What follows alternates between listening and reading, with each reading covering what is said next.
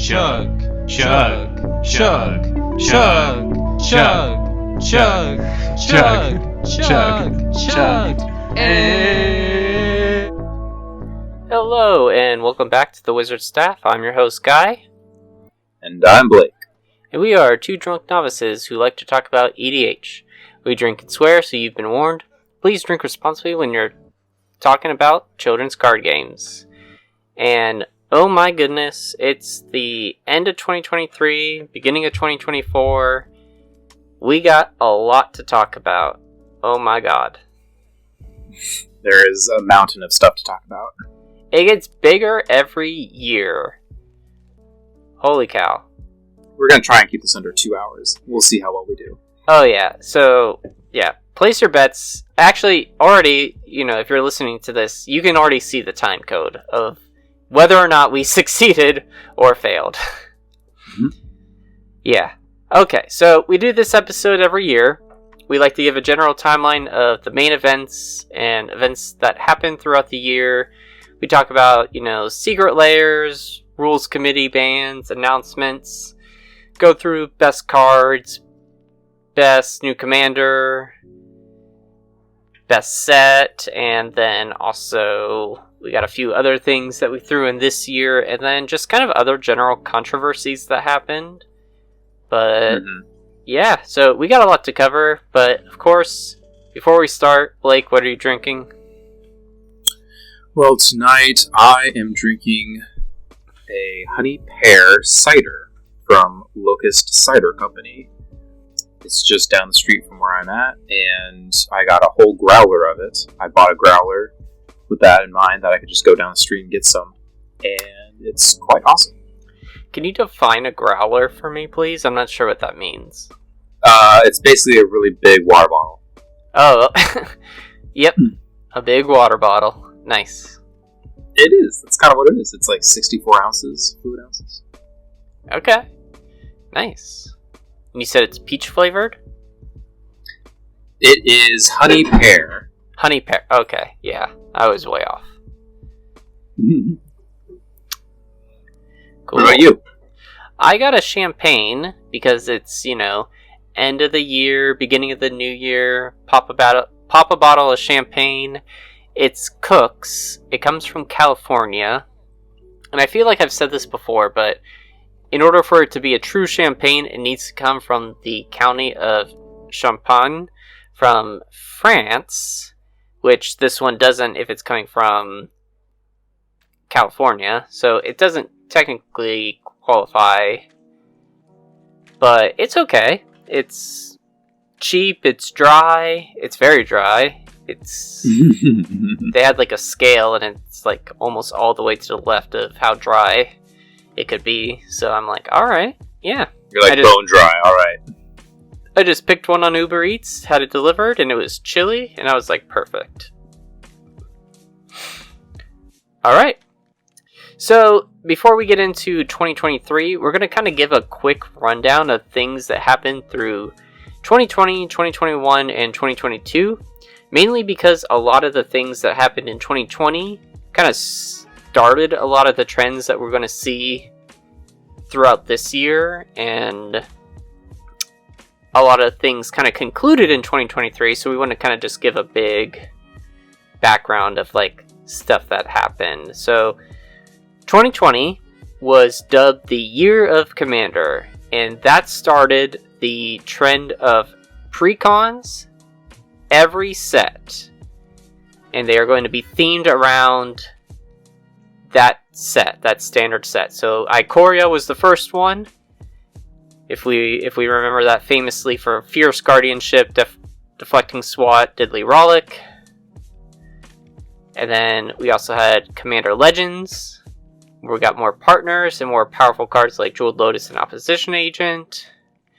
This is also the last year where we got a traditional core set 2021, which did not include any commander decks. We had Double Masters, Jumpstart, the Zendikar Rising decks, which were themed with Zendikar but were offered at a lower price point than a lot of the Commander decks we're seeing today because they only had 3 new cards. They had Commander Legend Green, which... Remember Commander Legends? Or... Commander Legend Green. Isn't that what Did they ever do that? I remember they made the black ones. I remember they made the green ones. They did not make a red, blue, or white. Okay. Yeah. And this was also the year where they said that they would start, we would start seeing better white cards for Commander. Alright. They did say that. Yes. So that's kind of like a overall synopsis of 2020. Those are the only things that happened in 2020. No other major worldwide events happened. Mm-hmm. Everything was focused on Magic. Alright. 2021, some of the big key highlights were, at least with Kaldheim, this saw the return of Vorinclex, and we were like, what the heck is he doing here? He's a Phyrexian. This is a Viking set. And then the other big... that was like the first... Yeah, I think that was like the first clue that the story was changing a little bit, and the Phyrexians were going to invade. Yep. And then we also had Strixhaven, and we were introduced to the Mystical Archive, which was the bonus sheet, which had sorceries and instants throughout all of Magic's history, kind of in a special frame, and there would be one in every pack. It was kind of a new way of introducing the masterpieces. Mm-hmm. Yep. Alright, in 2022, we, were concerned about treasures.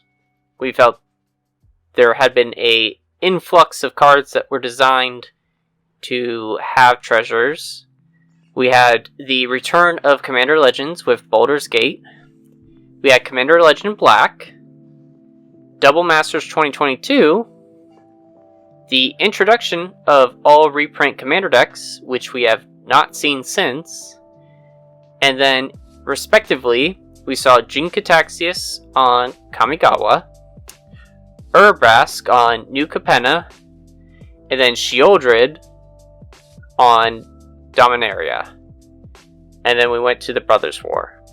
So that gets us up to speed to the current year of 2023 that we're reviewing, correct? Yep, we were able to do that in less than 5 minutes, so... I don't know why it took us so long to review those years when we did those podcasts, They could have been summarized in 5 minutes, my goodness. Yeah. Obviously. Alright. So we got the main sets of 2023. Blake, why don't you kick us off? What was the first set of 2023?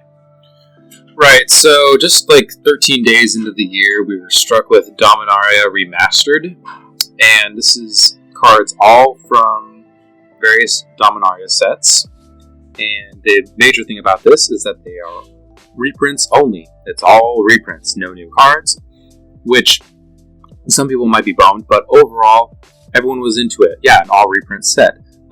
One of the major things Commander players always talk about is that there needs to be more reprints of all these Commander quote-unquote staples, or just Commander cards in general, based on their popularity, because we want to keep this card game affordable and accessible to lots of players. And so some of the highlights were Enlightened Tutor, Mystical Tutor, Vampiric Tutor, Worldly Tutor, Gamble, Sabine's Reclamation, Test of Endurance, Force of Will, High Tide, Mr. Gamora, Time Stretch, Urza Lord, High Artificer, and Tomb. What else? There was Yawgmoth Inquisition, Last Chance, Overmaster, Sneak Attack, World Quarter Dragon, Birds of Paradise, Crop Rotation, Elvish Spirit Guide, Exploration, Sylvan Library, Gauntlet of Power, Urza's Incubator, Dark Depths, Maze of Ith, and just all these bangers of cards that are pretty expensive. Yeah, it's a cool way of them introducing a new type of master set. Because I feel several years ago, there was also the complaint that there's too many master sets. But this is a new way of being able to do reprint only sets, but you can curate a draft format that is a little more thematic. Like, you know, not like last year where we kind of had the double feature, which was the reprint only set of Innistrad Midnight Hunt and oh yeah, that was I don't one of the even worst remember of that year. what the vampire one was technically called, but so yeah, that started it off kind of. And so now we have this one this year, and even now, like in 2024, the first set of this year will be the Ravnica Remastered. So it's kind of a trend that they're now kind of setting, is the first thing for each year moving forward is going to be a all reprint set. So Dominaria, and then we got the Ravnica Remastered one. That's for this year. That's pretty cool. Honestly, I'm down with that. Yeah. It's a nice break, because we don't need to invest too much time in the new card, or any new cards, because there's all reprints. But it also, you know, gives us the chance to buy either new art for cards, or, you know, prices come down on some cards. Yeah, there were a whole bunch of reprints that I'm like, okay, well now that they've been reprinted, I will pick these cards up. I've been playing for years. These are good cards because I've been playing long enough. I'm like, I'll finally pick them up. Yep. Alright, so that brings us to the first new set of the year, All Will Be One, which came out on February 3rd, 2023. It had 2 commander decks. It brought back the poison counters through Toxic. Yeah, they did. And it also kind of introduced Flashback and Affinity. Those returned as kind of deciduous mechanics. So similar to how we see like Scry, Surveil, like those are, you know, those can be used sprinkled throughout sets. Those mechanics that are really popular with the fan base can be used more often now and aren't going to just be tied to one specific set. What do you think, Guy? Poison counters ruined Commander. Do they need to be changed? Oh, yeah, like, I don't know, man. Like, Poison, Infect, Toxic, Venomous, like, it's just been destroying the game of Magic. Commander's ruined. Oh my god. No, I don't think I can name... Commander's dead, and 2023 killed it. Yep. Just like how 2024 is going to kill Commander, and 2025 is going to kill Commander, and so on and so forth. Alright, yeah, but... So, okay. We had 28 new Commanders. The top 3 were Atraxa, Grand Unifier. So, Atraxa return, 4-color Commander. She has 8,114 decks on EDH Rec. We had the last new Praetor from the cycle of Praetors that we've been seeing, Elish Norn, Mother of Machines, which she's also ruined the format. Am I right? Am I right? Like, she needs to be auto banned. Oh god, I remember that week. That was a fun week. It was a fun month. Toxic's ruining Commander, Elish Norn's ruining Commander. Yeah. And then the third highest commander is Solfim Mayhem Dominus. And that has 3,896 decks. So, and that's the mono red, like, legendary creature, like Phyrexian god sort of thing. Yep. Like as part of a cycle, right? Okay. One of my favorite cards of the year. Okay. So then in the 99, in terms of most popular cards, we have Mondrak Glory Dominus, which is in 80,026 decks. Cankerbloom, which is in 67,465 decks. And then the Conduit of Worlds, which is in 56,395 decks, which was almost like another version of Crucible of Worlds. Mm-hmm. And then we had Phyrexian Arena and Phyrexian Obliterator as some pretty heavy reprints. Do you have any thoughts overall for this set, Blake? I do remember, as we kind of alluded to, I remember this set for the whole Toxic Infect and, like, Mommy Norn, like, ruining Commander, but that quickly subsided with the test of time. I do remember, narratively speaking, it was like, I was actually getting kind of hyped, like, oh, snap, like, the stakes are getting kind of high in this story. Like, I think this was still part of the buildup of the story narrative at this point. Like, oh, the Phyrexians are invading. Like, Phyrexia will assimilate all planes. Spooky. So, like, I was kind of interested in this story at this point in time. And,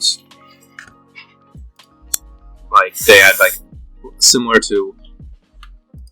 So, like, that's good. And then another positive was the fact that, like, you know, here's this set, and here's, along with this set, here's 6 additional new commander decks, which is kind of like the new model that WotC is doing, like, where there's a new set, and they'll just reprint in addition to that new set, just like all new commander decks, which is really exciting. Overall, I think that this set was pretty well received. That's my impression.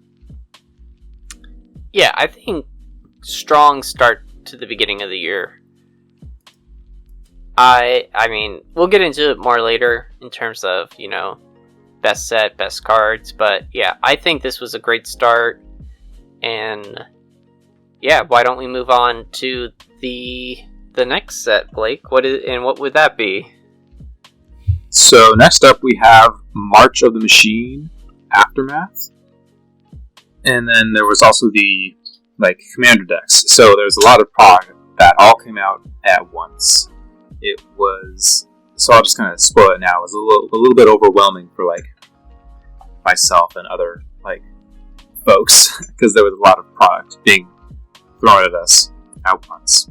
So the main thing about this, like, time, this was in late April, early May. There was, like, a legendary creature sheet, and there was an intro to a new card type after, like, what, 10-ish years since Planeswalkers? I think there was a new card type introduced, and that was Battle. And we actually got a tease of that in All Will Be One with Traxa, because she said when she enters the battlefield, you know, reveal 10 cards, pick one from each card type, and she said she teased battles. Yes, and so everyone was like, oh, there's going to be a new card type, which I thought was really cool on WotC's part.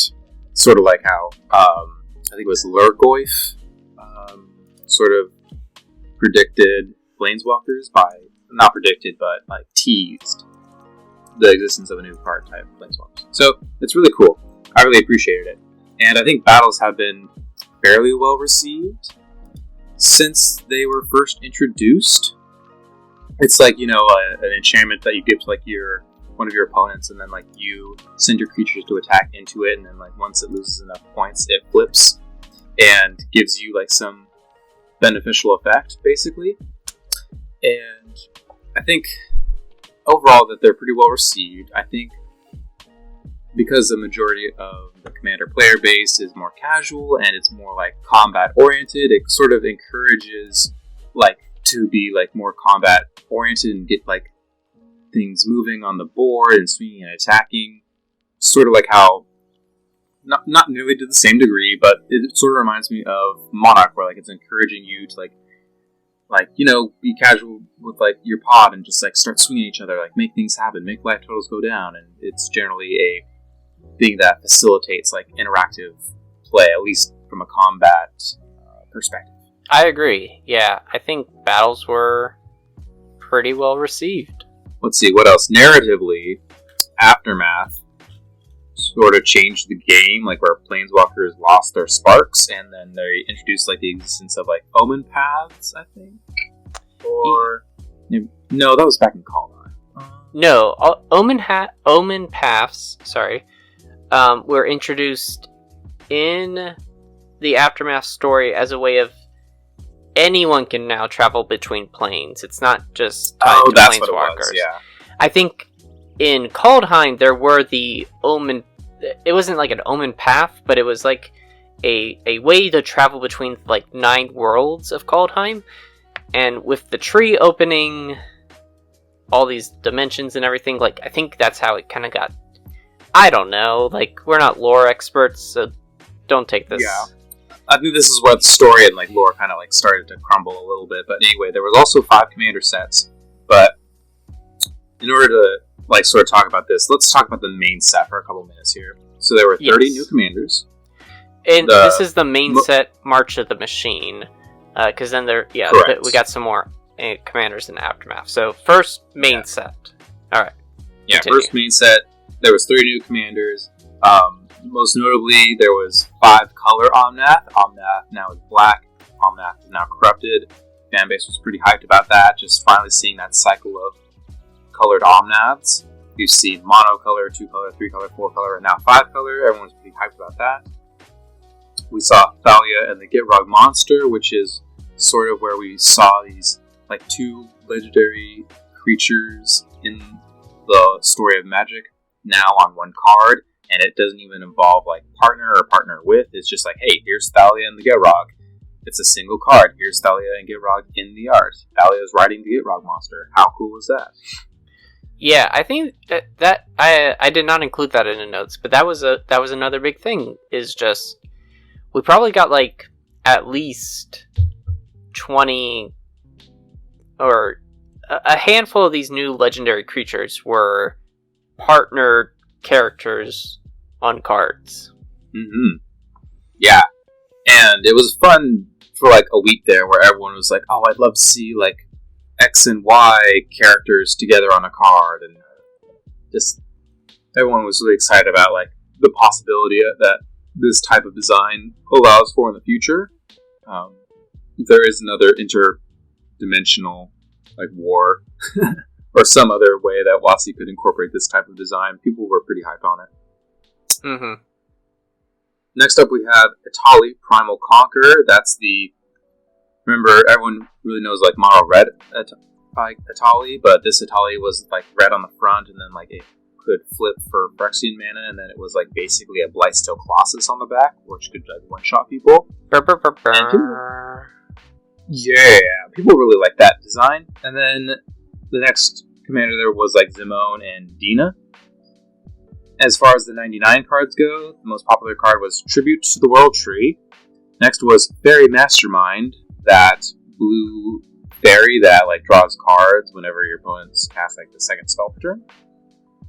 Tribute to the World Tree is like the green enchantment that like draws cards if like your creature has like 3 power or more. And then there's Kami of Whispered Hopes. So those are like the main, or I should say those are the most notable cards according to EDHREC.com at time of recording. And I mentioned it earlier, but I just kind of wanted to make a note here where Invasion of Ikoria, one of the most popular battles, is in like 5% of decks that can play it, which is kind of insanely high, but at the same time it's not if you think about it, because Invasion of Ikoria is really, really similar to cards like Green Sun Zenith, to Finale of Devastation, just these like X and green casting like green spells that search up basically like any creature from like your deck to like into play.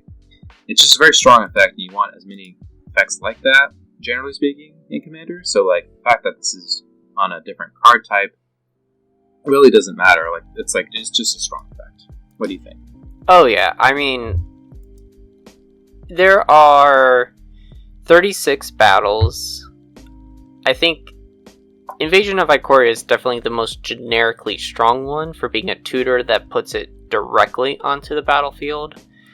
And at least for this first round of battles, they have the backside, which for this backside just has like an 8/8 dinosaur, which is like also a huge plus. So no, this card is pretty good, and also being at a rare, like it's not going to be like terribly expensive, but yeah, I think pretty good. I'm trying to think of like, I mean, I play Invasion of Kaldheim and Invasion of Karsus, Invasion of Zendikar, So I've been pretty high on battles in total, but yeah, Invasion of Ikoria, that's the one that I've seen the most impact just in casual and in competitive EDH. Alright, then finally we have Aftermath, which was a really small set of cards, like I think about 50. Yeah, 50.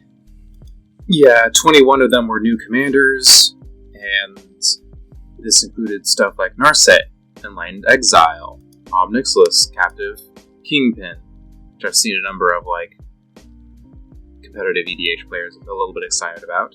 There's also Nahiri, Forged in Fury. Wait a second, 99. Blake. Those are planeswalkers. How can they be your commander? Oh no! If only they said stuff like this can be your commander or something. Well, no, sorry. The big thing about these were they were planeswalkers, and then they became legendary creatures. Yeah, that's really it. Yeah, sorry. No, yeah. Because, it's like up to this point, it's like unless a planeswalker said, like, this can be your commander at the very bottom, then that was kind of it. But now, as you said, they kind of lost their spark and they were legendary creatures. So then you have 99 cards such as Filter Out, Reckless Handling, and Blargan Nasari. So I would say the overall reception of Aftermath was not as positive, just because it was super hard to get and just seemed like such a weird almost side product. Why didn't you just include these cards in the main set? Were you so overflowing with ideas, but you just really insisted on printing them? What's going on here? It was weird. Yeah, I mean, I guess they didn't want to spoil the big the whole handling of this story was not great. So in my mind, yeah, I feel like this could have just gone into the main set for the most part. I do think the idea of de-sparking a lot of these planeswalkers is pretty cool, because a lot of people have asked, can planeswalkers be my commander? And generally, no, unless if they have that line of text, can this so-and-so be my commander? So this gives the opportunity for a lot of people who have a connection with, let's say, Narset or Nixilus, as they really connect with those, but they haven't had the chance to be able to use them as commanders. They can now use them as commanders. I think that the reason that this set was so poorly received was also for narrative reasons, because it sort of seemed oh, here's this interplanar war involving basically every single plane of Magic that's ever existed, even the niche ones that WotC went out of their way to name in certain battles, and it still didn't feel big enough in the grand scheme of things. When you listen to the story, what happens, it just sort of seems it gave me real vibes as to War of the Spark. Okay, you have a really good idea and you executed it. It just didn't quite deliver on a grandiose level. Right. I think that was yeah. To, I guess, WotC's fairness. I don't know. This is probably the second time that they've really, had a big event set like this. The first one being War of the Spark. So I hope that with the next big major event set that they do, they take a lot of the lessons that they've, hopefully learned from this time and can apply it to that, because of how far out we are. Yeah, I want to care about the narrative, I really do, but I just don't. I mean, we care about those good cards. Speaking of which, do you want to talk about the next set, which is an absolute, spoiler, all, banger, the highlight of the year, probably? Yeah, I mean, oh my gosh, okay. Lord of the Rings, Tales of Middle-earth, and then 4 commander decks. So this is the first tentpole Universes Beyond set. Comes with 4 commander decks, with 40 new cards each. 40. That's so high. There was the Legendary Land Cycle, which I think was pretty well received. And then the big thing was the 1-of-1 ring, which was so they've done the serialized cards, which I think that started back in 2021? Fairly recently as of time of recording. Yeah, within our time of playing. And this is a 1-of-1 ring. It's a exclusive art, exclusive text. You open it, and this is the only copy that exists. Someone opened it? So, Guy, you're telling me that this is even rarer than a Black Lotus? This is more rare than a Black Lotus. So you're telling me this is rarer than literally any other Magic card because there's literally only a single copy ever to exist? $2.7 million, Blake. That's what it's priced at. Dang. Yep. And you know who bought it? I do. Yeah, Post Malone. Oh, goodness. I mean, we can agree. I feel like he didn't open it, so it's not like, they did this as a promotional stunt. And it's like, oh, Post Malone opened it. What? It was opened by someone, and he was able to sell it to Post Malone for $2.7 million. Yeah. Yeah. I feel like it's like a Willy Wonka type situation. Mm-hmm. It's pretty wild. It's always interesting to me, because I'm pretty ingrained in Magic the Gathering community and news, and the little insular community. And so it's always interesting to talk to my friends who know nothing about Magic the Gathering. And every once in a while something will be really dramatic and will perforate out into the wider world. And that's stuff like the 30th anniversary snafu of being a terrible product. And another one was this. It was the 1-of-1 ring. I had some friends be like, hey, I heard or I saw some article headline that's saying that Magic made one special card that cost millions of dollars. Can you explain this to me? And I will always try my best. Yeah. I didn't have that kind of experience, but I know that that's what made this set the best-selling set of Magic's history ever. Mm-hmm. Yeah. That's how popular this was. Yeah. Okay. Yeah. It was a big deal. Yeah. So, okay, this was the first tentpole set of Universes Beyond, which just means that it's a traditional set that has the full 250 to 300 some new cards. Can draft it. It is the first set that is based on a Universes Beyond property. So we've seen, I don't know, Walking Dead, Street Fighter, Stranger Things. But this is a full set. But yeah, this is a full set. So we got 85 new commanders. And I'd also just like to quickly say, but in that 85 new commanders, we have some commanders who we have multiples of. So I think there's 3 or 4 versions of Gandalf, a few versions of Aragorn, stuff like that. Alright.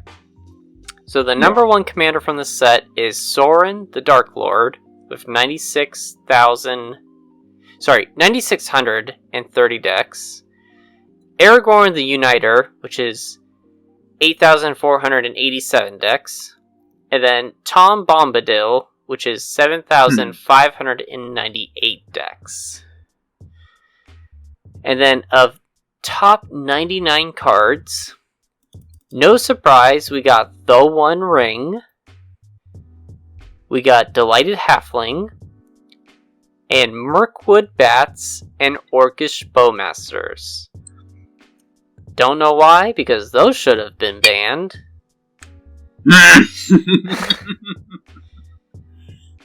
You. Oh, Commander community. Yeah, that's more accurate. And the Commander decks had 44 new Commanders between the 4 of them. So, okay. So personally, I feel like the more that time has gone on, the more I have grown to appreciate this set, because one, it harkens back to what is probably like the biggest inspiration for a lot of fantasy that we see nowadays, and it just ties it back into Magic.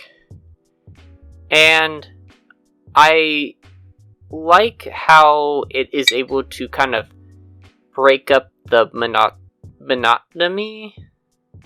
I can't speak. Yeah, that of Magic IP. Like, if we keep getting as much Magic product as we're going to get, I feel like it is interesting to throw in a Universes Beyond product here and there. I never really thought about it like that until just now, where like you're releasing so much product. If it was all actually Magic IP, would I get burnt out even faster? Maybe. Yeah, and I feel like with this, even though you may not be like the biggest Lord of the Rings fan, you probably knew some Lord of the Rings going into this, so you might have some connection to it. Mm-hmm. So, yeah. So I've grown to like it more, and it introduced some powerful cards that we'll talk about in a little bit. But overall, I think great set. Good start to the major releases. Middle of the year. Yeah. Middle of the year, Middle Earth. Great start. You have anything else, Blake? I echo those sentiments. I think that this set was a home run. Like, even as someone who does not care for non-Magic IPs, I've come to see this set for like what it is and like the popularity of it. It's like the most like best-selling set of Magic not only this year, but I think if I understand correctly from sources, that this is the like most popular set just ever. Like most sold, I should say. I think it's very close between this set and Modern Horizons 2. I don't know if it was ever confirmed which of the two kind of came out on top, but I feel like going forward, this is probably going to become the most bought set. Yeah, so I think that just kind of cements, based on the popularity of the Warhammer 40k Commander decks, which are the most popular Commander decks ever sold, because they sold so many, and now Lord of the Rings set coming out is a full set that's a non-Magic IP. Granted, I think it's one of the strongest ones they could possibly have done. It's Lord of the Rings. Given that it's one of the best-selling sets ever printed, I think that it just sort of solidifies in WotC's mind that this is financially viable. This is something we should continue to do. We should continue to make and build like sets and commander decks and other products that are like full non-Magic IPs. Yep. Mm-hmm. Alright. What's next? Alright, next up in the year. In August? So, I had to think about it for a second. So, next up we have, in August, so a couple of months later, we had Commander Masters, right? And we had the Commander Masters decks. Sorry, I wasn't laughing at, your stall. I was laughing because it's we'll talk about it, but the Lord of the Rings was such a well-received set, and then it's followed up by Commander Masters. Do you see the irony? Or yeah, now I see. Okay, yeah, thanks. Because I did think you were just laughing at my pause. I'm I didn't think I was that funny, but thanks. No. I'll tell you where I can get it. Confirmed, I am not funny. Anyway, this is a reprint-heavy set. There were 4 new Commander decks printed at a a really high price, almost double than usual. Yeah, Jesus Christ.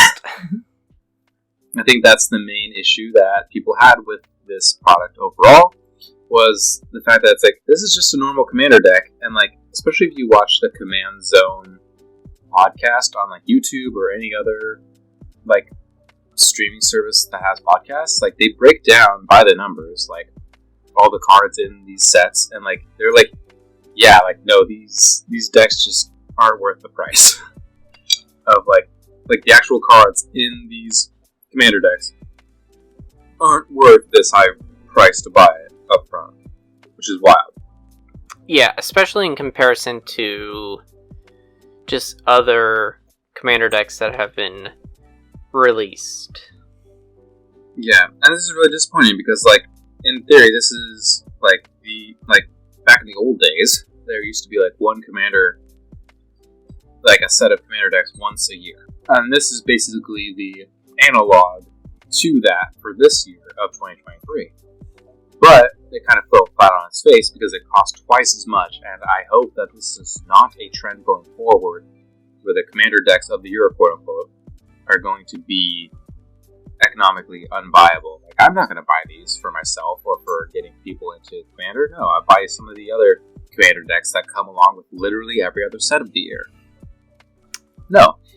Yeah, I think that's actually a good point that you bring up is, you know, the way that I got into Commander was because you bought me the Dragon deck back in 2017, and, you know, I don't know, would, you know, unless if you really felt that invested to get me into Commander by buying me an $80 deck, it just doesn't really seem worth it, because then it's also kind of like saying, here's an expensive product, and if you want to keep up, you're going to just have to keep putting money into this.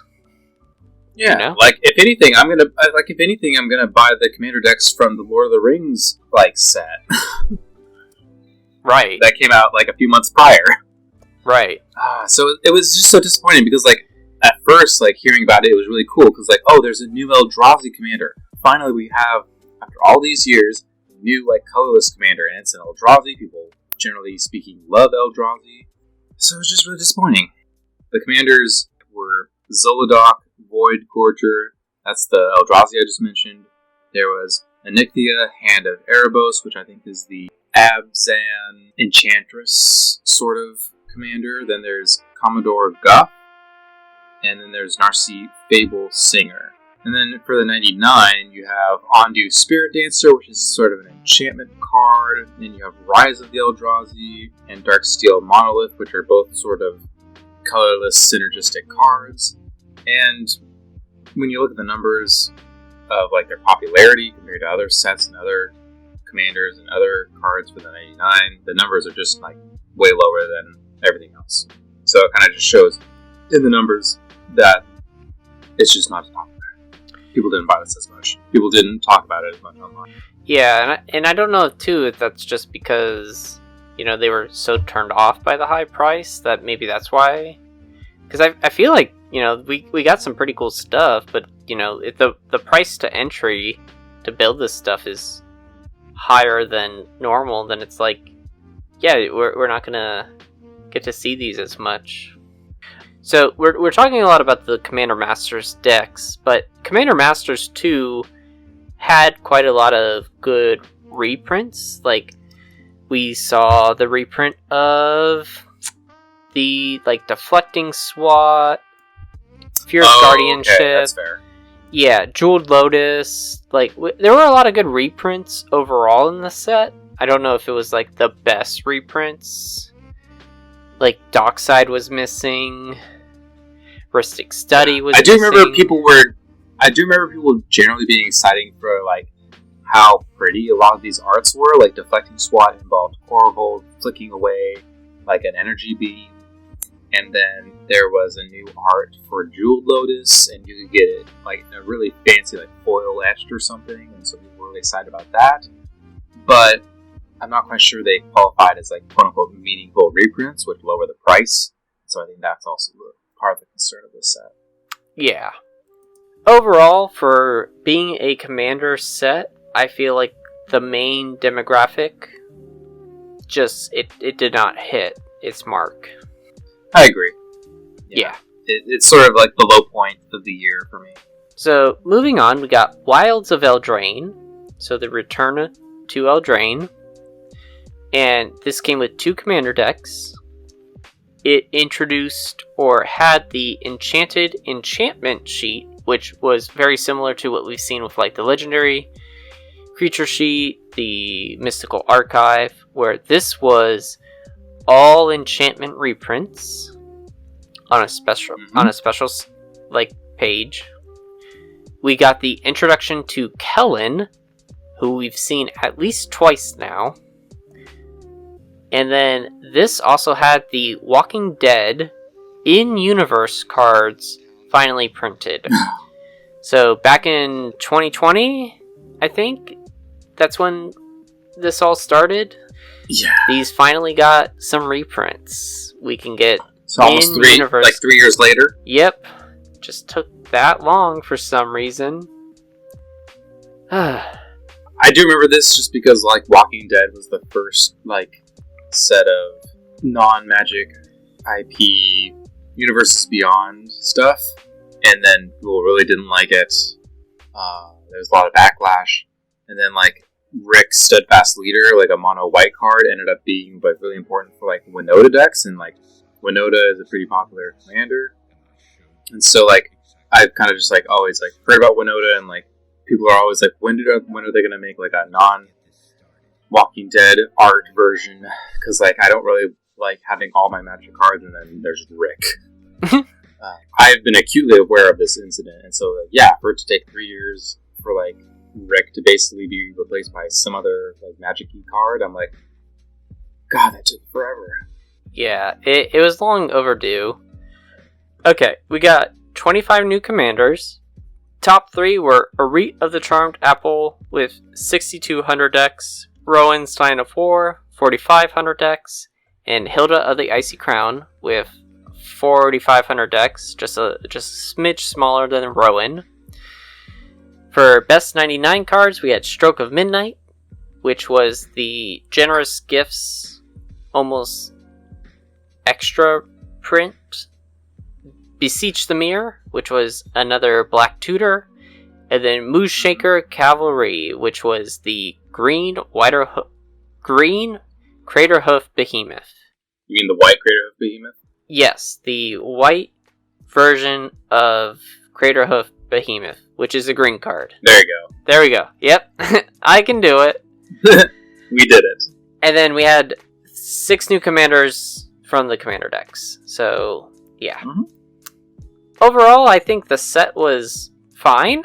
Like, it's not nearly as impactful as the first Eldraine, but coming off of such a big set like March of the Machine, I don't think we really needed a set like the first Eldraine, you know?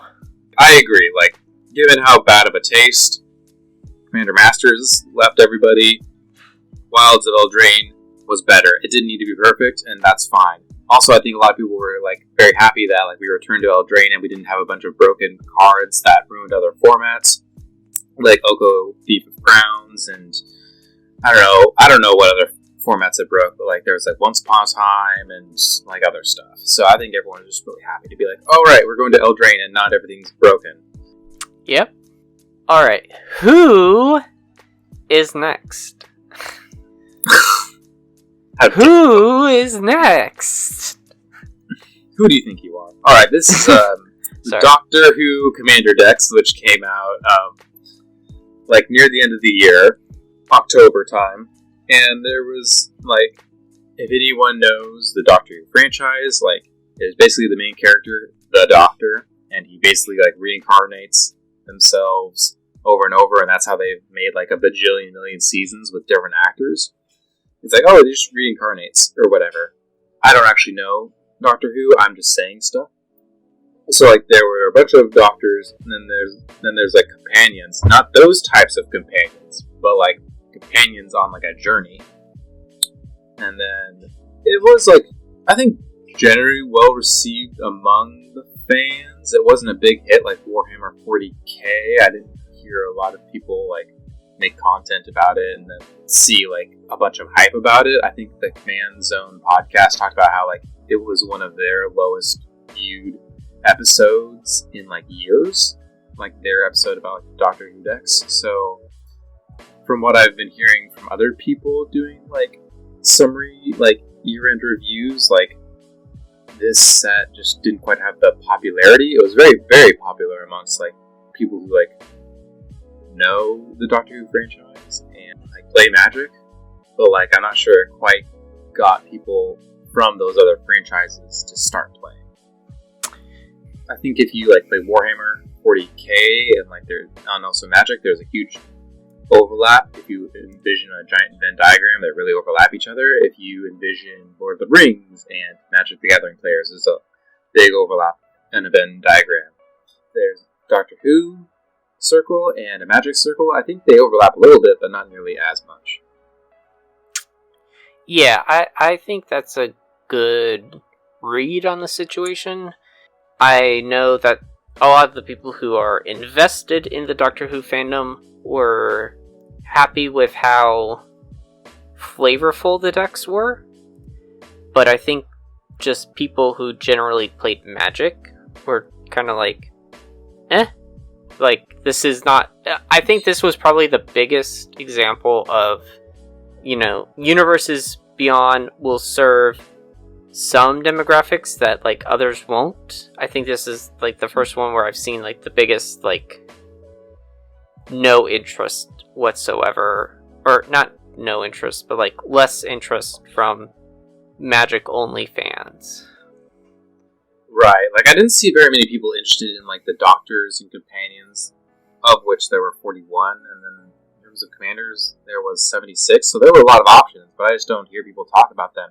If anything, I hear people talk about cards from the 99, like Sonic Screwdriver, which is very similar to like Voltaic Key or Manifold Key, like these artifacts that like tap to untap another artifact, or Everybody Lives, which is a white spell, which is very similar but not exactly to cards like Angel's Grace is the first one that comes to my mind.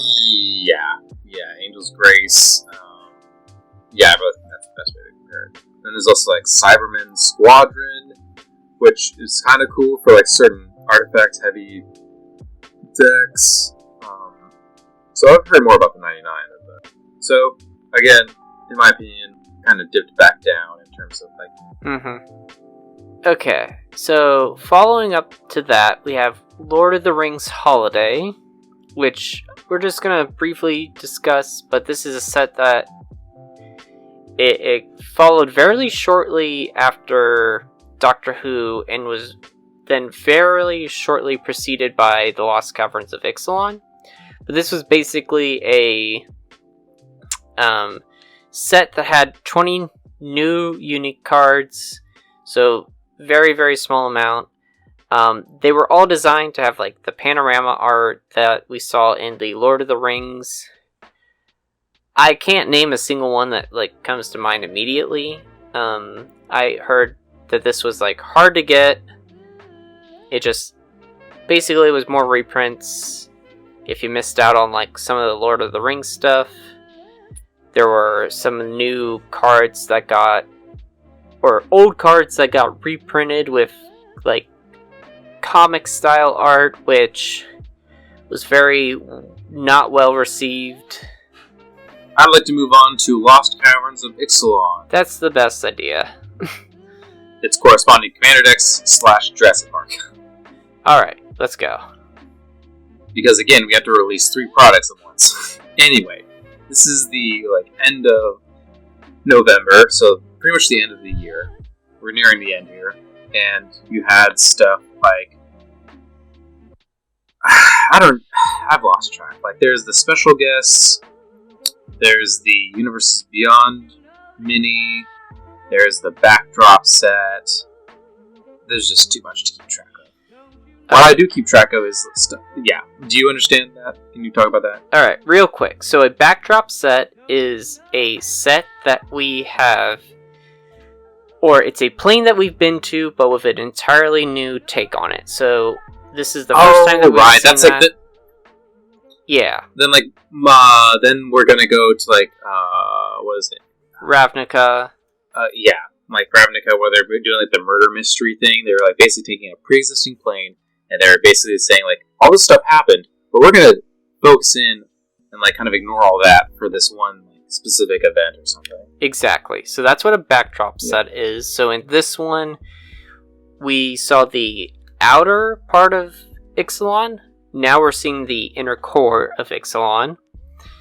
So then we had special guests, which these are cards that would be reprinted into collector boosters that just, gives us a new way of like seeing more reprints. Mana Crypt was the big one. Lord Windgrace. There were some other dinosaurs. Things like that they want to be able to thematically reprint into the set, but can't. And then the Universes Beyond Mini is a special, like, curated amount of cards. The first time that they did this was actually with the Brothers War with Transformers. This is the second time they've done it with Jurassic Park themed cards. Because dinosaurs. Ixalan. Yeah, I get that. I still think it's a little silly. Yeah. But what do I know? I'm not running a company. Anyways, so in terms of the main set, we have 29 commanders. And the most popular one was Pintler, Sun Favored. Then we had Hawkball of the Surging Soul. And then you had Oher Axonil. I know, like, when we did the side review, we had the pronunciation guide. I do not currently have the pronunciation guide in front of me, so I do apologize. O'Hare Ashnall. Thank you. You're welcome. It's the only one I know how to pronounce off the top of my head because it's the red one. Red's the only one that matters. Anyway. Then, in terms of, like, new cards, there's Roaming Throne. It's just the most popular, which, even though it came out, I guess maybe in my mind it seems like people like didn't talk about as much at time of recording, but it really, we're recording now basically a few days after the turn of the year, and people are now really talking about it. And I'm just like, I remember talking about this where it was very similar to the mono red card, like 2-mana creature that like doubles the triggers on like your wizards and shamans. I don't remember the name of it, but like Prodigal Sorcerer or something. I remember comparing it to that, and then being like, this is like kind of similar to that. I think this might be a little bit better because like it's like more generic, and oh boy, people really are like talking about how strong the War 2 is and how this just goes in like basically any commander with a triggered ability. I don't know about that, but people really are hyped about it. And it's the most popular card in terms of the 99. So, and then there's also Galta Stampede Tyrant, then there's Skull Spore Nexus, and then there's O'Hare Talk, Deepest Foundations, the white god that makes like triple tap. Yes, that's that one. And so there's also the 10 commander decks. Sorry, 4 commander decks. 4 commander decks, 10 of which are commanders, sorry. Yep. That would be wild. Oh my god, like, that would be crazy. Then there's like Jurassic Park, in which there are 8 new commanders, 1 partner pair. So we've talked about all the sets, we did it. Oh my god, yeah, okay. But there's still so much more to talk about. Breaking it down, now we're going into kind of like basically the Oscars of card categories. So between our 10 sets, 25 precons, 392 new commanders, and 1,917 new legal cards, which include the 392 commanders. First, we got commanders. So we got some nominees in terms of like best new commander. We got Atraxa Grand Unifier, Sorin the Dark Lord, Aragon the Unifier, Omnath Locus of All, Thalia and the Get Rug Monster, Talion the Kindly Lord, Nissa Resurgent Amonist, and Pantzala Sun Favored. Blake, which would you say of these is probably one of the better commanders? If not the best commander. Oh gosh. That's a big question. if I had to balance popularity with power, I would go with Atraxa Grand Unifier. It's hard to go wrong with a nice big creature that is like 5 color, that has a really strong ETB. Commander players love all those things. And it's Atraxa. It's a character which, like, I think the original Atraxa, the one that proliferated at the beginning of your end step, is one of the most popular, like, commanders of all time. So it's, in my opinion, because of all those factors I mentioned previously, I'm nominating Atraxa Grand Unifier. I agree. Like, generically, the best commander. Yeah, I'm with you. I'm gonna be honest. I overlooked your notes, so I didn't even know what your answer was to this question. Oh. So that was actually genuine shock there. Yeah, you basically said what I was gonna say. So, like, yeah, she can just easily casual build. Like, you could play her, flicker her, draw tons of cards in one turn. NBD. Alright. So 99 cards, Blake. Yeah. We got some doozies. Alright. The One Ring, Orcish Bowmaster, Invasion of Ikoria. I put the Dominus cycle. So this is the cycle of gods from All Will Be One. You have the Ixalan God cycle, which also had the flip into lands. There's the legendary land cycle from Lord of the Rings. Moonshaker Cavalry, and Agatha's Soul Cauldron. Which would you say is probably the best card? Oh, God. I know, the pressure is just so immense. I'm trying to also give an answer that is both considering of power and popularity. I think, and some people may hate me for this, but my answer for this, I'm going to nominate Orcish Bowmaster. Really? Okay. Give your reason.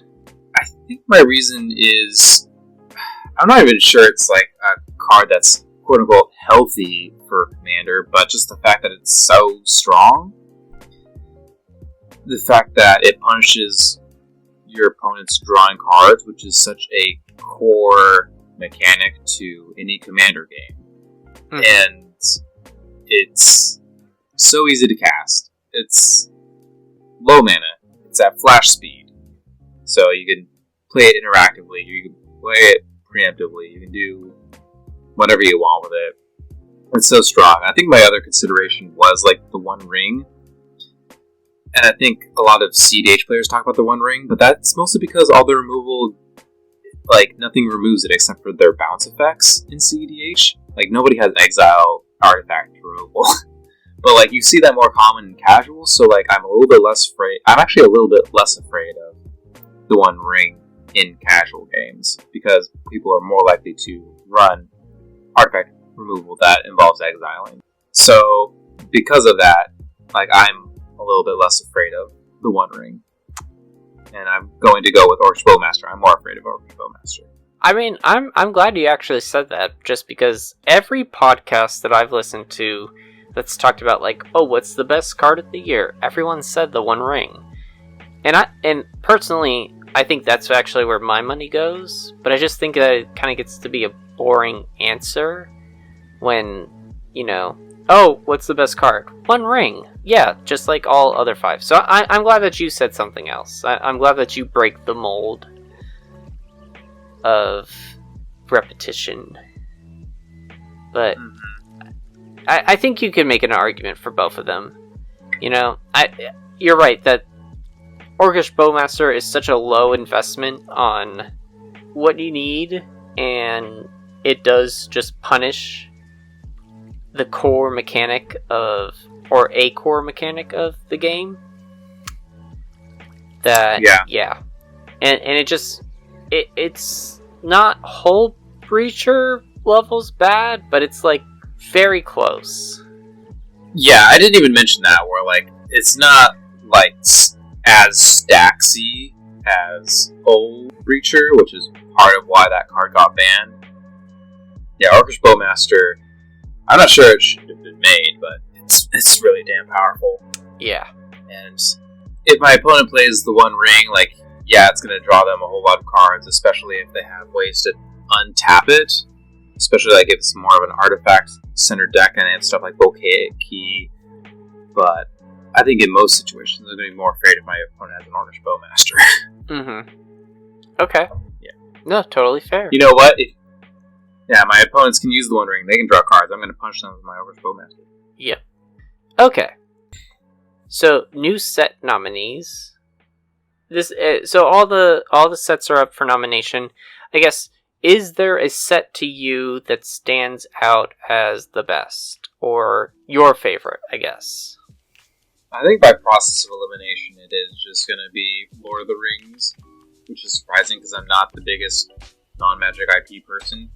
It's hard to it's hard to Dominaria Remastered, or to call it the best, because it's reprints and stuff we've seen. It's just sort of like, yeah, give us the reprints so the money of cost goes down so people can keep playing. All Will Be One was a little bit hype, but it came with the baggage of people complaining about Toxic and Infect and Poison. And so I'm not really here for that. And then March of the Machine and Aftermath was a real mess narratively speaking in terms of printing and putting stuff out. Lord of the Rings was a real high point. Commander Masters was a real low point. And then Wild Eldraine was kind of mid, and then Doctor Who was kind of mid, and then there's Lost Caverns of Ixalan, so maybe Lost Caverns of Ixalan, but honestly there were so many positive things about Lord of the Rings that I can't ignore, so I'm gonna go with Lord of the Rings. Yeah, that's a good answer. I mean, I think I have to agree, just because I think it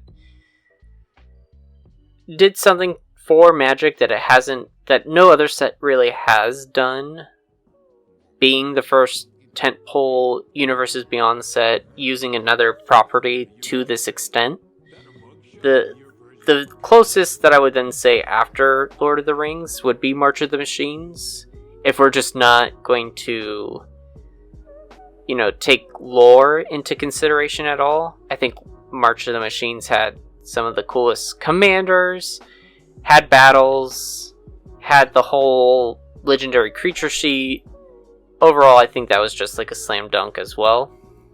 Yep, I think we agree. Alright, what do you think about, this is kind of a highly subjective question, what do you think is the best artwork in 2023? There were, as you mentioned prior, a couple of minutes ago, there were almost 2,000 new legal cards. So of all of those, what do you think is some of the best art? Well, not only were there 2,000 almost new cards, but there are some versions of these cards that have so many versions of artwork.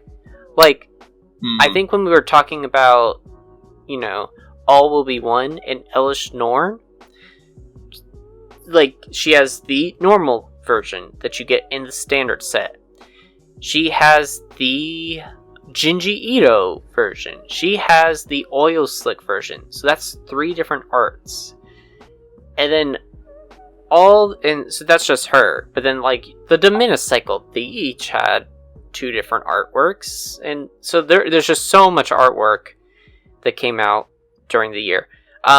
4 or 5 of my favorite artworks are the Jinji Ito, Elish Norn.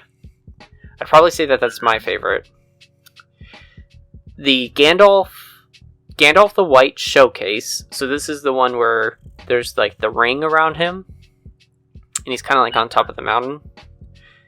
We have the Smothering Tithe and Necropotence anime showcase from Enchanting Tales. I love those. And then just to throw one more into the mix as a more, standard normal quote-unquote Magic card, but Traxa Grand Unifier. Those are my highlights. What about you? I have a quick question first. What was your method of going through cards? Because there were so many. I was just kind of curious what your method was. I think all of these cards are cards that I play, and I think that that's always actually been a pretty big draw for me. In terms of what do I want to play in my decks, is I do also look for them to be as visually appealing as possible. Like, if you notice, I actually didn't choose any of the red cards because I don't really ever pay attention to the red card art because I always paint over them with all the altars I do. So these are cards that actually... Yeah. Like, I feel like my Avacyn deck is more of a showcase of art that I like versus Purphoros. So that's how I chose. That's fair. I think that's probably what I'd argue what a majority of players would say. Like, if they play in paper, they'd probably say, like, well, it's the card I'm familiar with. It's the card that I know of. And it's the one that I play, so you create, like, an emotional bond. That's probably what people end up going with. Mm-hmm. Yeah. I personally chose to spend, like, 2 to 3 hours cumulatively of, like, just looking through Magic art that came out within the last year. I used a couple filters to, like, figure that out, and I was scrolling, and I made a list, and at the top of the list was actually a card that I couldn't remember the name of, but I did remember this art. As soon as I saw it, I'm like, oh yes, I remember this art. And it's called Storm the Seed Core. And just, I struggled to explain why this art is so good, because unlike you, I did not go to art school, but as a layman, I can tell you that, like, it's, like, I don't want to say words like this is beautifully composed, like, the flow of, like, the figures and everything, like, draws your eye in certain directions and tells the story that, as far as I understand, the narrative is trying to tell. Like, they're trying to get, like, Phyrexianized minions, and, like, you have all these Mirrodin-esque soldiers, like, fighting through the crowd, and it's just, like, beautifully composed. It looks like a... I don't know, I lack the words. Maybe you can explain that. No, I mean, I feel like you kind of are...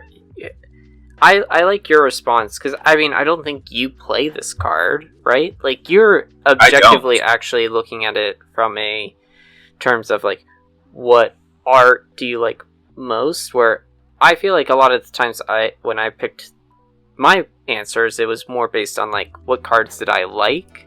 So I feel like, you know, if I went back and, like, maybe chose some different ones, that were cards that I didn't play, maybe I would have different answers, but I feel like, you know, I agree, like, this is a great piece of art. Like, then there's probably a lot of other art that I'm forgetting that I would probably include. I think Rowan, Scion of War is another one. I don't play her, but okay. I like that one. That's fair. I think they're both equally valid answers. Yeah. Okay. And then the last thing before we go into, like, controversies and the rules committee is, this is something that we'll probably do moving forward with our end of the year reviews, but it's kind of just taking a look back and seeing, like, how many cards are we playing from the respective year. So how many cards are in our decks currently from this year, that 2023, and then are there any of those cards that you would say are kind of like a fundamental staple now to your deck? So, for example, I'll start. My 3 main decks, which are Purphoros, Titania, and Avacyn. Purphoros, I have about 9 cards from 2023 that I'm running. Titania has 3. And then Avacyn has about 12. For Purphoros, I would say that Soltham and O'Hare Ashnal are probably the 2 best new cards that the deck could have gotten. They're basically damage doublers that are creatures, and that's always been something that I've looked for at a very efficient cost, and those just happen to be at the cost that I'm looking for. Avacyn got... got Gandalf, which is the one that allows you to cast legendary spells at flash speed. And then there's also Reforged the Soul. Is that what it's called? Scryfall this real quick. Reforged Anew? Reforged Anew. I spelled it wrong because I'm drunk. Reforge the Soul? Is that it? Nope. Oh my god. If you just type in Reforge. Reforge? No, that's... Oh, it's not even on here! Oh no. It's like a white enchantment, right? It's the white enchantment that brings back an equipment, and then basically you can equip things for 0 every turn. Once. Forge anew. Yeah, that's it. Yeah. We got there. Skrelv is another one. But yeah, so that's what I kind of mean. So I feel like for my decks personally, they got a pretty big buff this year. Blake, what about you? Like, how do you feel like your decks did this year? Right. So, I'm a pretty picky player in terms of like who I choose as my commander and like what I put into the 99. There's arguably been a number of cards that I should have put into my decks. I'm thinking of stuff like there's an equipment that's like it's very similar to Darksteel Plate, where like it is indestructible and it makes your creature indestructible. Like that would be really good for my Phage the Untouchable deck, because that's what the deck wants. It already runs Darksteel Plate, but I can't get over the like non-magic IP of it, so I don't play it in a deck. Very similar to, I was just talking about Orcish Bowmaster with you, guy, but currently I don't have it in my mono black Phage deck, because it's not exactly what the deck wants to do. It's not that stacksy. And I'm also just like, I don't really want to draw like a target on my back. And like, again, I sort of have that internal hang up of like, this is not a magic IP card. So I just don't really want to play it. So I feel like I'm a little bit weird in that regard. But there are still a number of cards that I'm like, okay, yeah, I'm putting this in my deck. I think one of the most clear-cut examples would be the green-white 3-mana cat creature that's called Cutzel, and it basically says opponents can only like can't cast spells on your turn.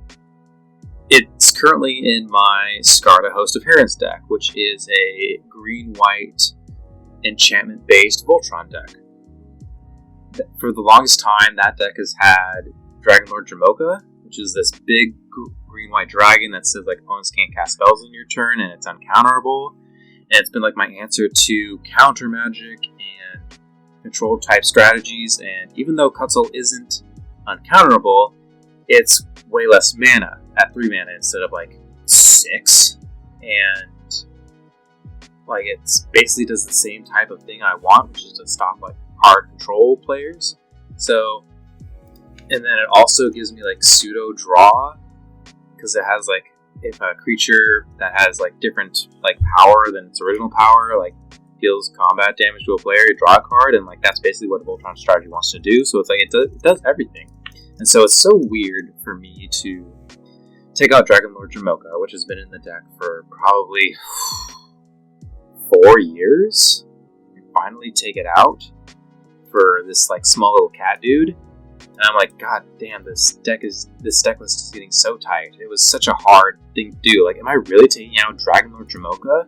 It was really a big moment for me. It was weird. I still feel weird about it, to be honest. Mm-hmm. I just wanted to share that story.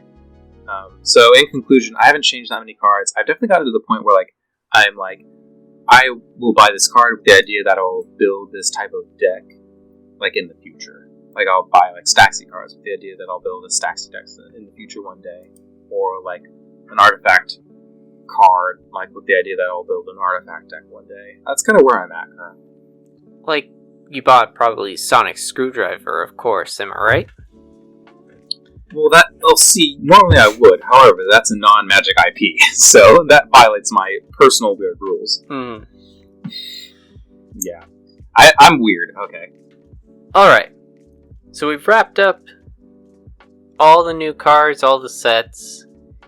But that's not all that happens in the Magic world every year. We have some of the big, changes to the format and events and controversies. So let's just dive right into it. What are the big rules committee state of the format changes?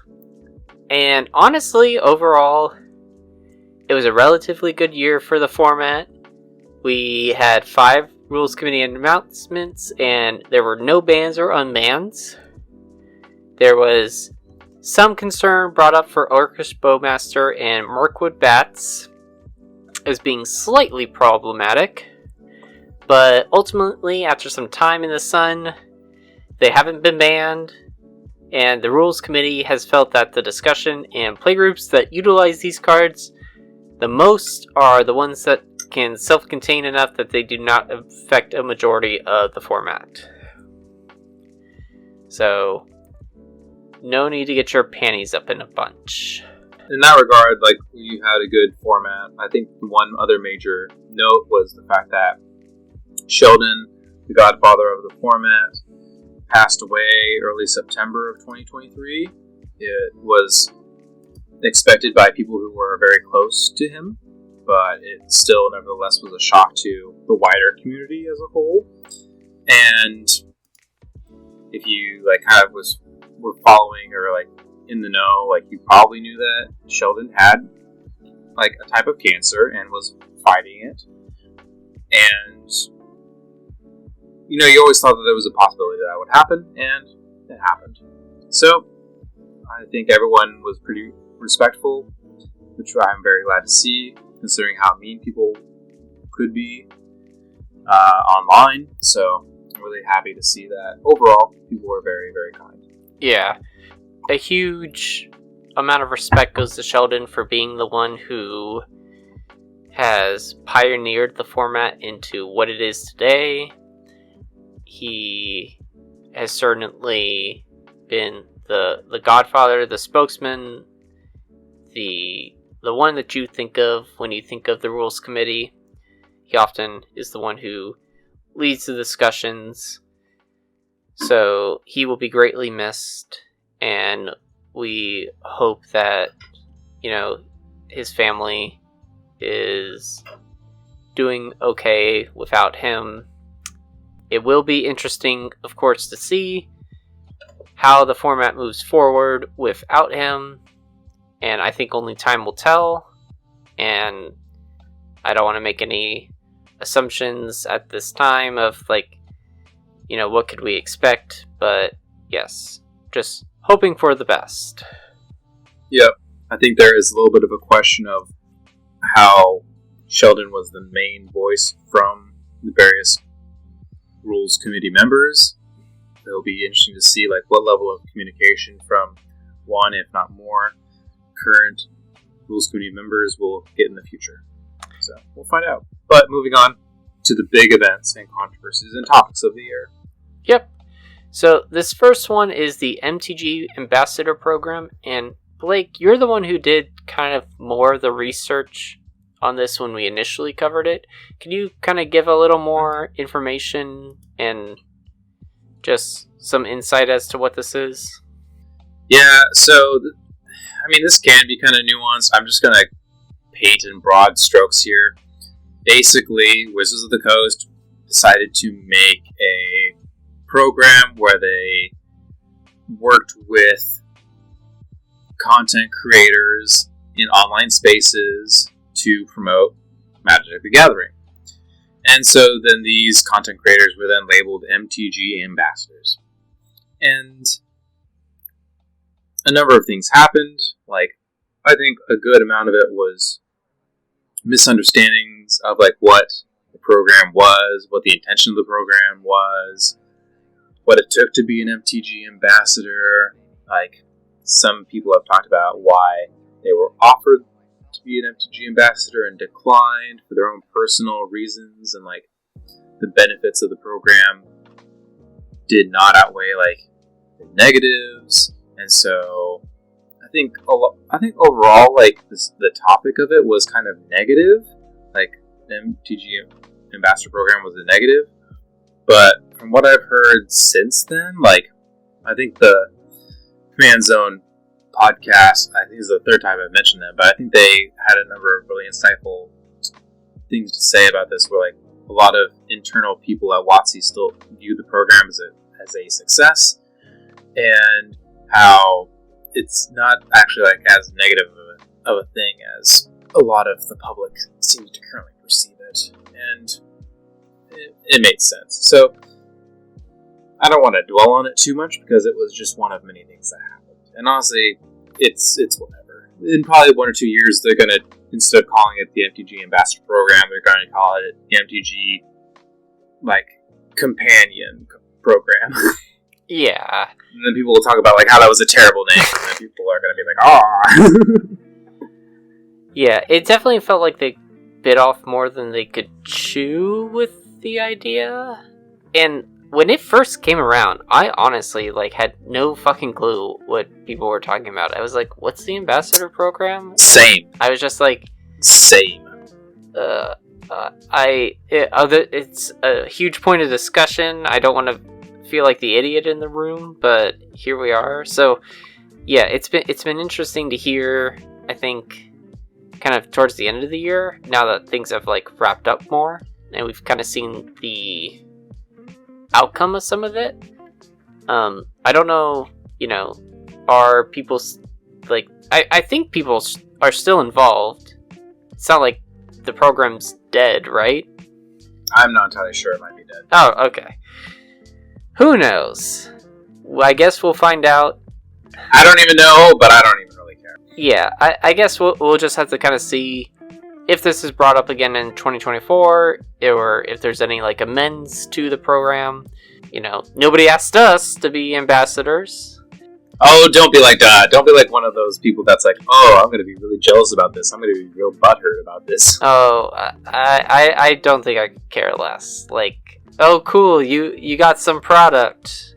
Like, I mean, that's cool, I guess. I wouldn't mind some product. No, I'm going to move on before I actually start getting upset. Okay. So, one of the other big things was the shift from using the word tribal to using typal and kindred.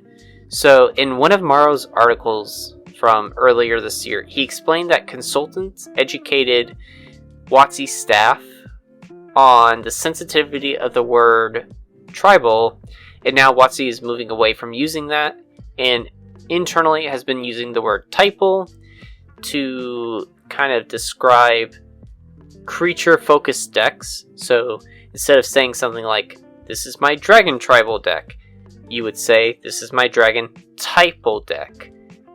And now I believe with some of the arena reprints that have the actual tribal type, because that was a word that was used to describe a type of card, like Bitter Blossom is a tribal enchantment. I believe that is now a kindred enchantment. And so, moving forward, we're going to be seeing those words used instead of what has been previously used. So, my stance is similar to how it was when we first discovered this, but it's not something that's affected me personally. I cannot say that. I mean, I'm a white male.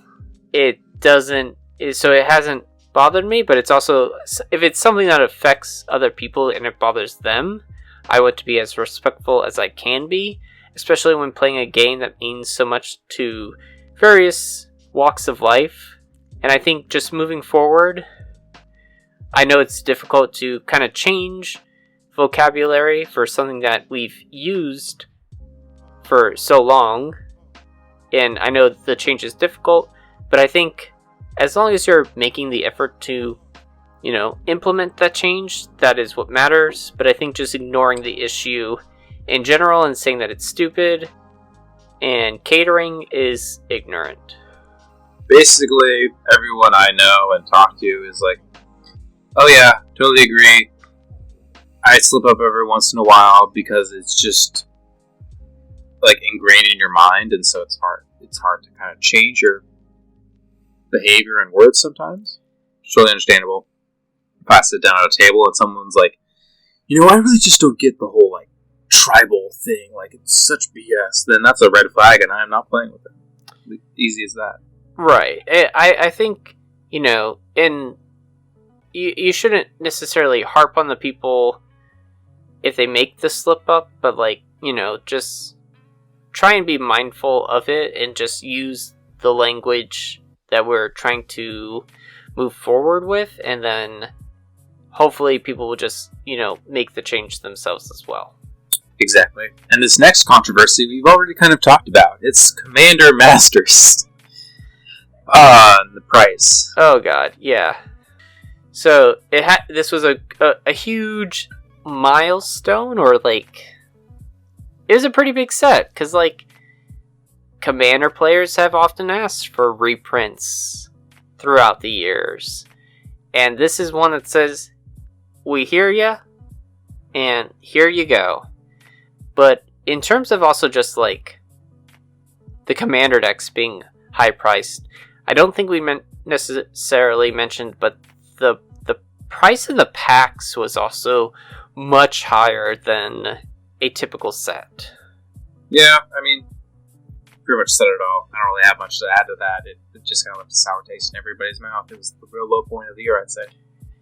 Yeah, I mean, it's especially disappointing just, again, because, like, this is... Commander is meant to be a casual format. If you're making something that is meant for casual people who, like, occasionally will spend money on the cards, like, get a few, like, expensive cards here or there, it just becomes difficult to make a product, or have a product that is so expensive that kind of, like, creates that paywall barrier that, yeah, it's just kind of a turnoff, really. On a more positive note, reprints were better than the previous year. We had stuff like Dominaria Remastered, Commander Masters, special guests, and the occasional nice reprint like Phyrexian Arena and Cavern of Souls. I think overall this is a win for the Commander. Yeah, so... because that's like literally every set, literally all the time, it is one of the major talking points all the time. Yeah, so, like, Commander Masters is included in this, and even though it's, like, a higher dollar set to, purchase, it still does introduce more of the high-value reprints that we wanted, like Fierce Guardianship, Deflecting Swat. Like, those came down considerably. Special guests are, I think, a thing that they're going to start doing with every set. I know that they've already talked about that for, like, Murders at Karlov Manor, where we're going to be seeing some reprints that, they can't fit into the main set, like Mana Crypt, but can reprint into these special slots and collector boosters. Yeah, so I think that this is a great way of moving forward. If we're getting the also remastered sets every year, we're just going to see a lot more reprints, and that's going to take care of the issue of, why is X dollar, or why is X card worth so many dollars? Yeah. So now we have, this isn't really a controversy at all.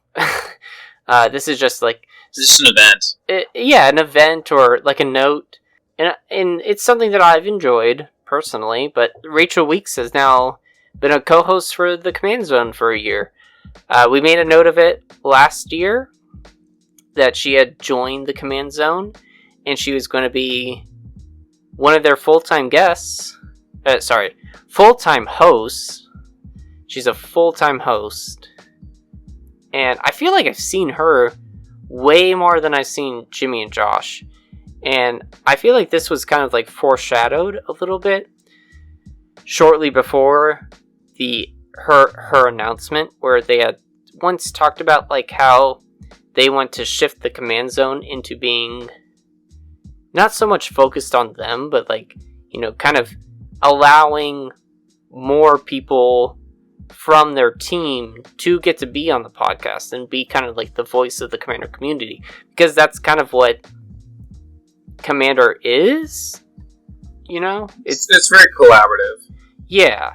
Not just from like their point of view, but like we need to like see more people just around in general. The other side of the coin for that is that Jimmy and Josh have not really taken very many vacations since they first started the Command Zone podcast, and so it's only been until recent years where like they've hired enough staff, they're big enough, they can be like self-sufficient enough to where they can leave for a couple of episodes for a vacation for once, and so I think that's part of it too. Yeah, I'm glad that they're able to, you know, take a break. They've done so much for the community and just the format in general. Yeah. This next thing, this is one of the bigger controversies. Yeah, so this is like the Pinkertons, and so basically there's this Magic the Gathering YouTuber called Old School that basically debuted the entirety of March of Machines Aftermath. He was given product on accident and made several videos documenting it, allegedly. Obviously, leaks are not good for WotC, and WotC took this very seriously, so they sent the Pinkertons to talk to him, kind of. Really upset, like, his wife, as I believe, and yeah, it just wasn't the best look, just because like the Pinkertons have a real heavy like historical context as like being bad people. At least the public perception of that. And like on one hand it could be worse, like they like could have sent the cops, but like as I don't know, this is kind of a nuanced thing that we don't really have the time for, but again, Fan Zone Podcast kind of talked about the nuances of this, and it's just kind of standard operating procedure for like major companies to like get like figure out like how this person got like early product, because like that shouldn't happen. Like there's like flaws in their like distribution and production that's happening, and it just ruins like years and like tons of money for campaigning and building up hype to then sell the product. So as a company, they really care about like making sure this doesn't happen again. So it just looked bad though, because the Pinkertons again have this like social like perception of being like really, really bad, and so like to hear like, oh, this big company WotC sent the Pinkertons on this like family, like yeah, it looks bad, but at the same time, the dude was also very stupid for doing this. Shouldn't have done it. Just a dumb move. So, it's just a dumb situation in general. Yeah, I mean, the big thing I think is that no one was hurt.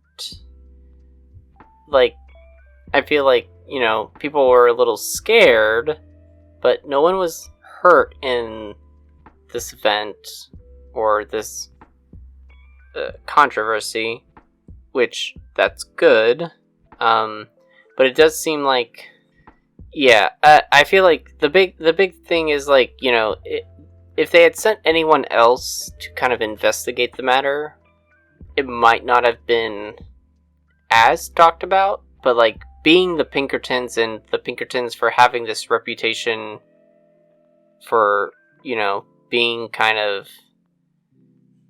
as nasty as they can be, I think just set off some red flags in the community, and the people were like, oh wow, that seems pretty harsh for doing something like this, you know? I do know. Yeah. It just looks bad. Not as bad as, you know, well, I don't know. Arguably, like, this is also pretty bad. So, okay, towards the end of the year, Hasbro had a pretty substantial layoff company-wide, and then the CEO took in like a a big bonus. Just said, fuck it, I deserve this. And people were like, well, okay, why are you taking all this money when you just laid off so many people? Like, how many people's jobs could you have saved? And I think, at least personally for me, my company, like, I can kind of speak to this a little bit. Like, my company went through a very similar thing, Funko, where we had some pretty substantial layoffs throughout the year. Like, almost a quarter, I would say. A lot of our leadership took some cuts. We had to let go of our CEO, so no CEO was able to profit or gain a bonus from that. And I mean, it sucks, but unfortunately, like, some of those had to happen because of, like, business decisions. But it is disappointing too to see, Hasbro is pushing so much product. Like, we talk about this, like, every year. There is so much product that's coming out. And similarly, when, I feel like we have a lot of product that's coming out throughout the year, it only gets more difficult when you just lay people off. And it's like, how can you expect the people that you do have working for you to continue to make the amount of product that you expect at this rate? It's not good. It's very bad. Yeah, I hear everything you're saying. I pretty much agree.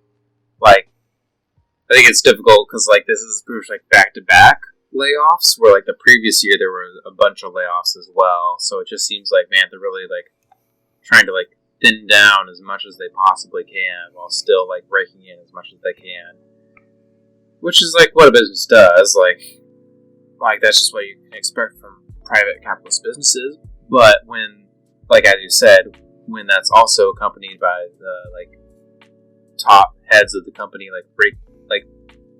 raking in more than they even usually do, it's like, well, that seems really backwards. Like, whereas, like, when you think of, like, the head of Nintendo taking, like, a pay cut, like, when sales didn't do well, like, in order to, like, keep all the staff, like, everyone, like, respects that, but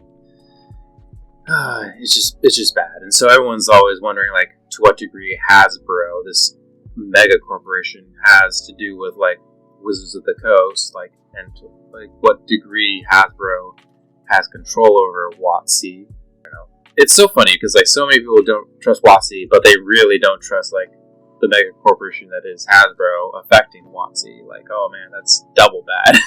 Yeah, I think that might be important to kind of, like, make the distinction. Is like, WotC is a part of Hasbro, so, like, Hasbro being the parent company. So, like, the way that I also kind of think of it is, like, comparing my companies. So I work for Loungefly, which is a part of Funko, and it's not necessarily Loungefly that's doing bad, but it's, like, some other parts of Funko that's not doing as great. But when things like this happen and there's, like, these kind of layoffs, they don't tend to just lay off so much the one part that's doing bad, because that's only going to make it worse.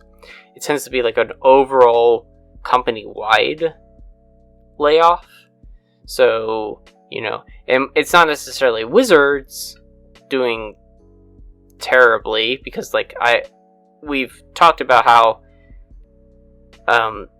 maybe it was last year, I don't remember when Modern Horizons 2 came out, but, like, that was one of the best-selling sets. That's been doing really well.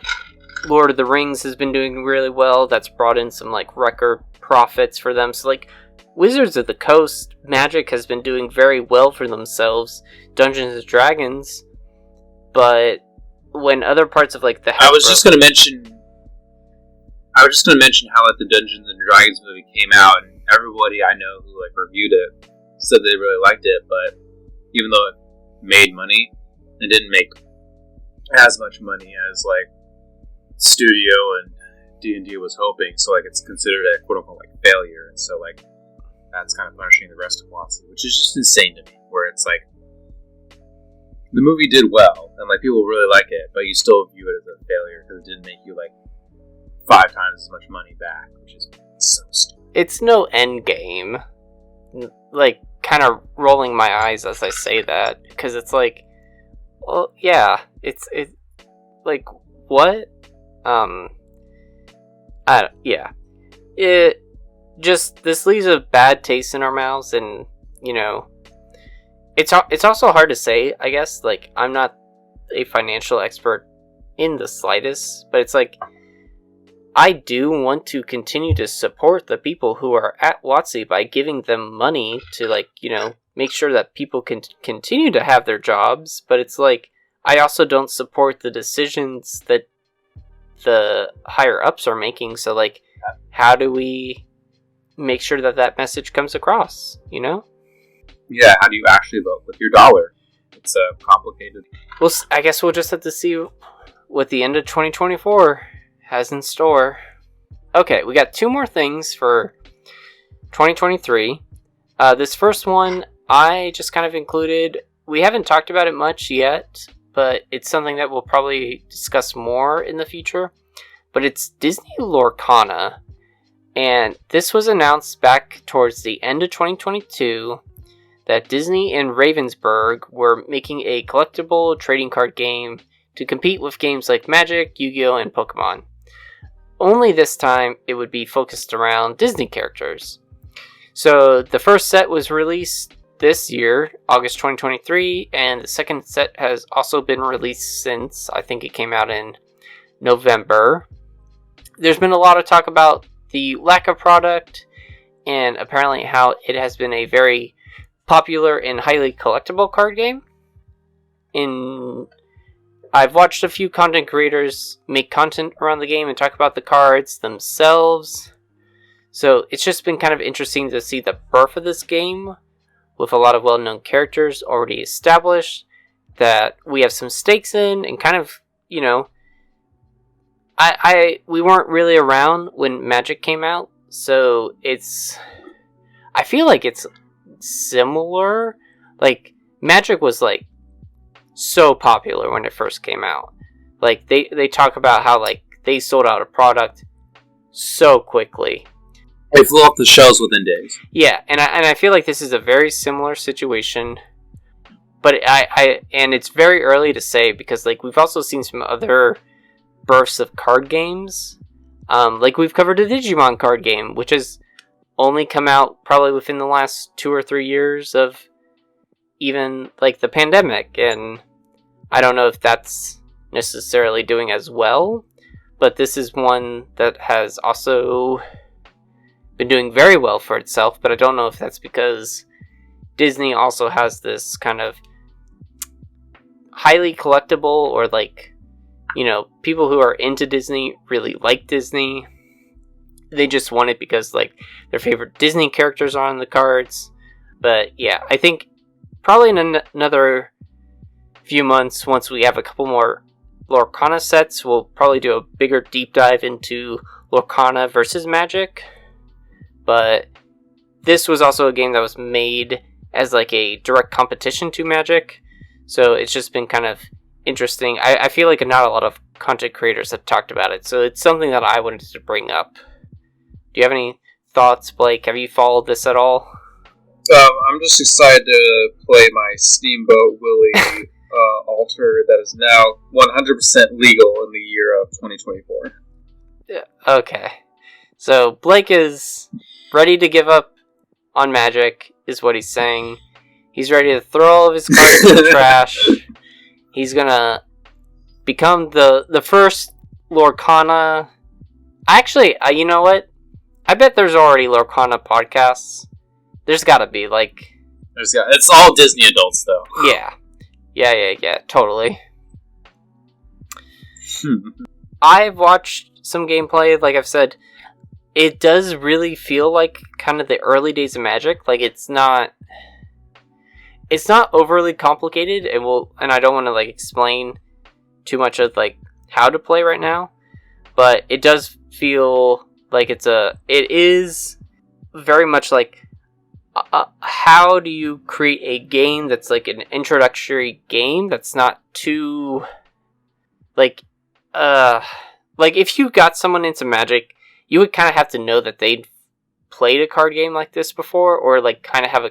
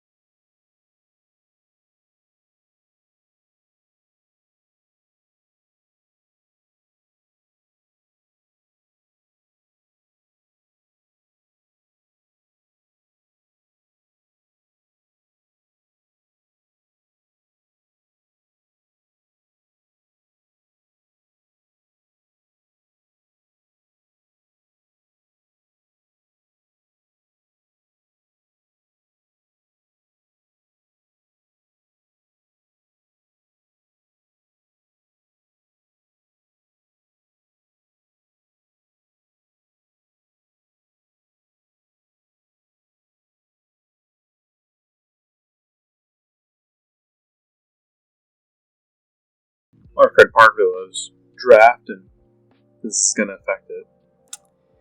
Yeah, I think the big thing, at least for Commander players, is that the list, which will be a more curated list of cards that we'll see, which are like those kind of random reprints that you might get.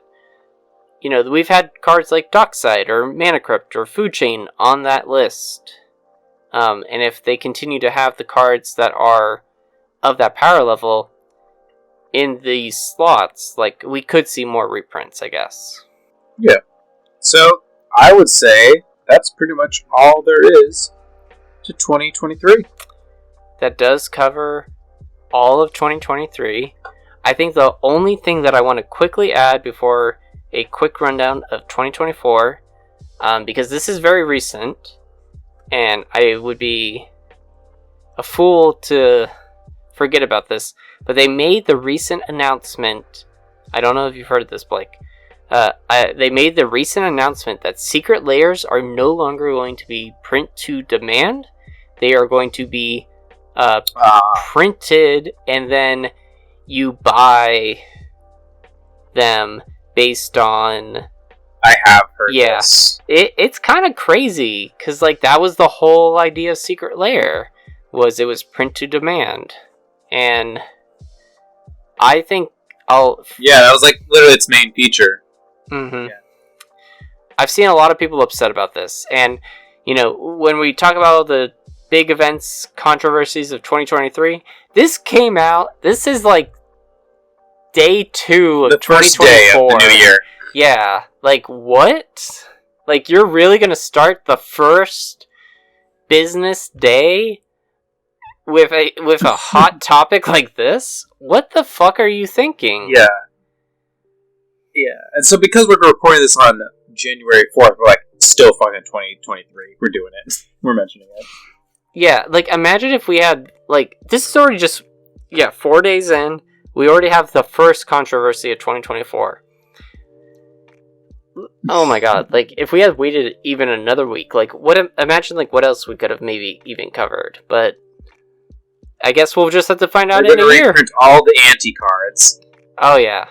All conspiracy, all anti, unbanned. All reserve list. Yep. Dude.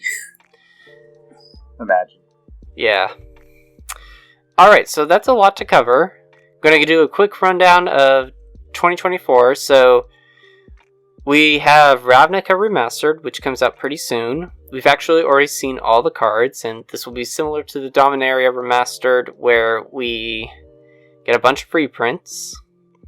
We have Murders of Karlov Manor, which we should be seeing previews for soon, along with the Ravnica Clue Edition, so that's kind of similar to the Jurassic Park. Then in March, we had the Fallout Commander decks. So this is in like the Warhammer, Doctor Who decks. Then we have Outlaws of Thunder Junction, which is the all villains set. We have Modern Horizons 3, which will be in Q2, late Q2 2024. We have the Assassin's Creed small booster set, which I think is kind of similar to what we saw with Aftermath, where it's not going to be a draftable set, but it's going to have Universes Beyond cards in a small curated set. We'll have Bloomburrow, and then Duskmourn House of Horror. Blake, what are you looking forward to most in 24? Well, I'm already predicting that Assassin's Creed will be similar to Aftermath. It will be the low point of the year. And I think that's a very safe bet. I am most looking forward to either Bloomburrow or Duskmourn as new sets that will be new for Magic. Really? Okay. That's... So you're looking to, like, the later part of 2024. Yeah, like, I'm willing to bet that Modern Horizons 3 is not going to be as busted as 1 and 2. Oh, Blake, I don't know, like... Beg to differ? I beg to differ. I feel like, they keep pushing the boundaries. Like, I don't know if it'll be, like, busted, but, like, I think that's where we can expect quite a few pushed cards. Like, I think that's... You want, like, Ragavan busted? Maybe. They're bringing back double face cards. In Dragon Rage Channeler? Yeah.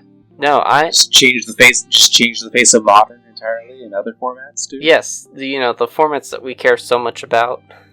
We're gonna turn these non-rotating formats into rotating formats. Basically. Yes. How else are we supposed to sell cards? I'm looking forward to Outlaws of Thunder Junction quite a lot, and Modern Horizons 3. I think those are... so basically, you got the later half of Magic, and I got like the first half. So when it comes time to our 2020 review, I'll be the expert at the beginning of the year. You'll be the expert at the end of the year. You got Assassin's Creed. Alright, sounds good. We'll see. No, I don't want it. Yeah. I don't want it. I mean, who does, though? Someone's got to take it. Yeah. I'll take the bullet. Alright. I'll take the shank to the face, whatever that dumb wrist blade thing is. Alright. With that, we draw to a conclusion of tonight's episode. We hope you enjoyed hearing all of our thoughts and insights on 2023. We are the Wizard Staff Podcast. You can listen to us on iTunes, Stitcher, Spotify, YouTube, and anywhere else you listen to your podcast. Make sure to leave a like and review. It actually does help us out. You can follow us on Facebook, Instagram, and Twitter at thewizardstaff101. Send us an email at thewizardstaff101@gmail.com if you'd like to bitch and complain about how fucking stupid we are.